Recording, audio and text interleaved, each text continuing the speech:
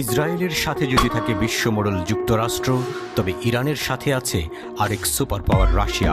সব দিক বিবেচনা করেই ইসরায়েলে হামলা করেছে ইরান। এমনকি ইসরায়েলের শক্তিশালী আক্রমণ ঠেকানোর সক্ষমতাও রয়েছে তেহরানের, আর এই কাজে তাদের সহায়তা করেছে রাশিয়া।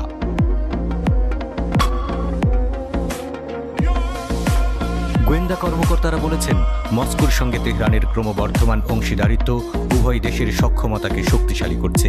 ওয়াশিংটন পোস্টের প্রতিবেদনে বলা হয়েছে, ইউক্রেনের বিরুদ্ধে যুদ্ধে মস্কোকে সহায়তা করার জন্য ইরান 2022 সালে হাজার হাজার ড্রোন এবং ক্ষেপণাস্ত্র সরবরাহ করতে সম্মত হয়।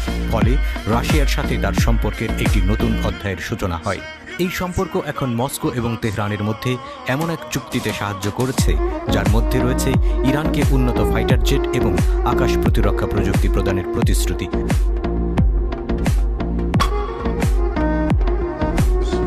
মার্কিন, ইউরোপীয় এবং মধ্যপ্রাচ্যের গোয়েন্দারা, কর্মকর্তা এবং অস্ত্র বিশেষজ্ঞদের মতে, এমন সম্পদ যা তেহরানকে ইসরায়েল বা মার্কিন যুক্তরাষ্ট্রের যে কোনো ভবিষ্যৎ বিমান হামলার বিরুদ্ধে তার প্রতিরক্ষা ব্যবস্থাকে শক্ত করতে সাহায্য করতে পারে।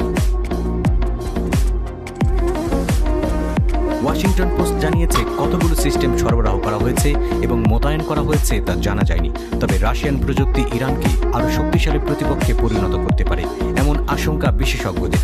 James Martin, Center for non proliferation studies, Eurasia অপ্রসারণ কর্মসূচির পরিচালক হান্না নোট বলেন, ইরানিরা এই পরিবর্তনের সুফল পাচ্ছে।